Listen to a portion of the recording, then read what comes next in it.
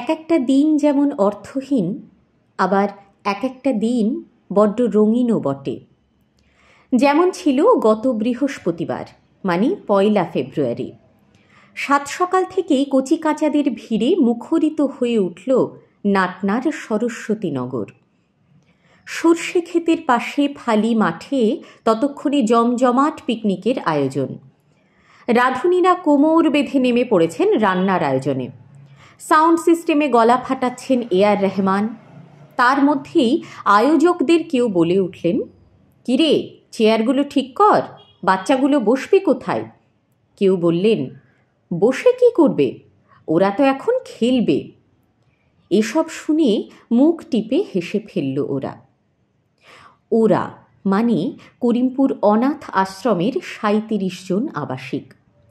তাদের কারো স্মৃতিতে আবছা হয়ে ধরা দেয় বাড়ির পাশের তীরতীরে নদী, কারো মনে পড়ে মা কিংবা বাবার মুখ। কিন্তু ওই পর্যন্তই, তার বেশি আর কিছু মনে পড়ে না। কিছুদিন আগে ওই অনাথ আশ্রমের আবাসিকদের নিয়ে প্রতি বছরের মতো পিকনিকের আয়োজন করেছিলেন ভরসা থাকুক সংস্থার অর্পণ বন্দ্যোপাধ্যায়। এদিন সেই একই আয়োজন করলেন সাহায্যের আলো সংস্থার যুবকেরা। বছরখানিক আগে তৈরি হওয়া এই সংস্থা ইতিমধ্যেই একাধিক কর্মকাণ্ড করে ফেলেছে।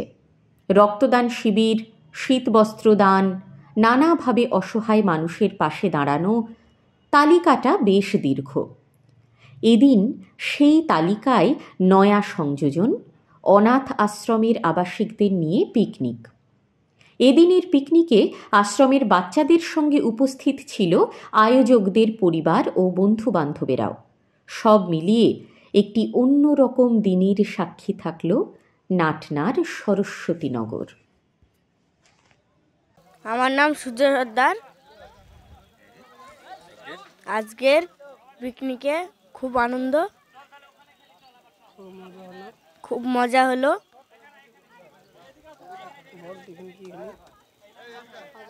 খাওয়া দাওয়া হলো, মাংস, তারপর পাঁপড়, তারপর ডাল, তরকারি, তারপর হ্যাঁ ভালো লেগেছে, তাই তো? হ্যাঁ। এবছর কটা পিকনিক হলো? চলে 5টা পিকনিক হয়েছে। তোরা কোথায় থাকিস? আশ্রম, অনাথ আশ্রমে। ঠিক আছে। আমার নাম সজল বিশ্বাস। আজকে এখানে খুব আনন্দ ফুর্তি হলো, বক্স বাজলো, খুব পিকনিক হলো। আজকে দাদাটার জন্মদিন ছিল। আজকে সাহায্যের আলো আমাদের হচ্ছে এনজিও থেকে আমার নেমন্তন্ন ছিল, এখানে একটা ওরা পিকনিক করছে, তো তাতে আজকে আমার বার্থডে ছিল, তো ভালোই হলো। আমি কিছু অনাথ বাচ্চাদের একসঙ্গে পেয়েছি, তাই তো তাদেরকে খুব কাছের এবং তারা খুব ভালো লাগলো এবং সাহায্যের আলোকে অনেক ধন্যবাদ জানাই। আমার নাম বিমান সরকার। আজকে সাহায্যের আলো সমস্ত সদস্যরা মিলে আমাদের একটা উদ্যোগ নিয়েছিল যে আমরা একটা পিকনিক করব। সেই পিকনিকে আমাদের আমন্ত্রণ জানিয়েছিল। তো আমাদের ওখানে সব অনাথ বাচ্চারা থাকে, সেই চর্চে আমরা ওখান থেকে আমাদের সুভাষ সাহেবের অনুমতি নিয়েই এখানে বাচ্চাগুলো আমরা দায়িত্ব করে সবাই মিলে সিকিউরিটি আমরা নখদর্পণ নিয়েই সবাই মিলে এসেছি এবং সেইখানে পিকনিকটা হলো এখানে একটা মাঠে। তো সেই পিকনিকে আমাদের বাচ্চারাও খুব আনন্দিত, আমরাও খুব আনন্দিত। আমাদের আশ্রমের নাম হলো আশা শিশু আশ্রম। আমার নাম রিঙ্কু মণ্ডল। তো এখানে ফিস্টে পিকনিকে আমরা খুব আনন্দিত, বাচ্চারা উৎসাহিত, এবং আমাদের তরফ থেকে ওনাদের খুব আমরা অনুনয় এবং আমরা খুব তাদেরকে ধন্যবাদ জানাই। তারা যে অনাথ বাচ্চাদের পাশে দাঁড়িয়েছেন, এটা আমাদের খুব ভালো লাগছে এবং এ নিয়ে গর্বিত, এবং এনারা যেন এইরকম অনাথ এবং অসহায় মানুষের পাশে দাঁড়ায়, এটাই আমরা আশা কামনা করছি।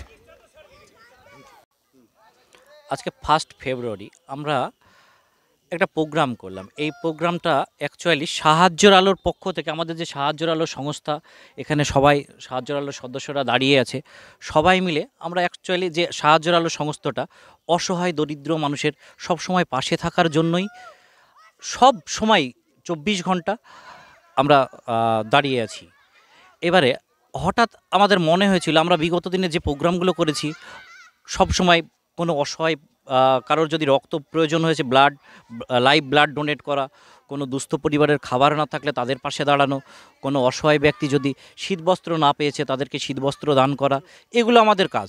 বাট একটা সময় এসে, এই যে জানুয়ারির মৌসুম, পিকনিক একটা মৌসুম, এই সময় এসে আমাদের সবাই মিলে মনে হয়েছিল যে আমরা তো সবাই পিকনিক করছি ফ্যামিলি নিয়ে, বাট করিমপুরে হয়তো অনেকেই জানে, কারোর অজানা থাকতে পারে, অনাথ আশ্রম আছে একটা, যেখানে কিছু আমাদের ঘরের ছেলে মেয়ে থাকে।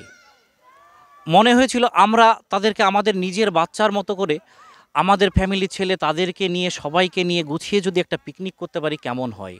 এই প্রস্তাবটা আমাদের সাহায্যের আলোর যে সকল সদস্য, সেক্রেটারি, সভাপতি সবাইকে প্রস্তাব পেশ করি, সবাই মিলে মতামত সিদ্ধান্ত হয় এখানে যে এটা খুব ভালো একটা প্রস্তাব।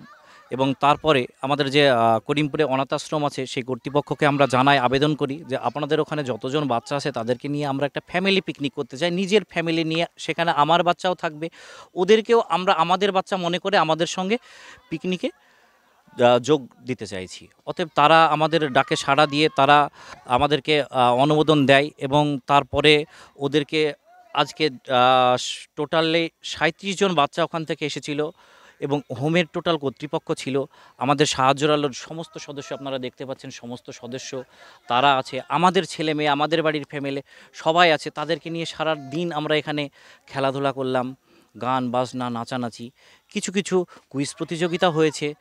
তারপরে তাদেরকে কোনো কুইজ প্রতিযোগিতার পরে ছোটোখাটো প্রাইজ দেওয়া হয়েছে, একসঙ্গে খাওয়া দাওয়া করলাম, খুব আনন্দ করলাম সবাই নিজের ফ্যামিলির মতো পেয়ে।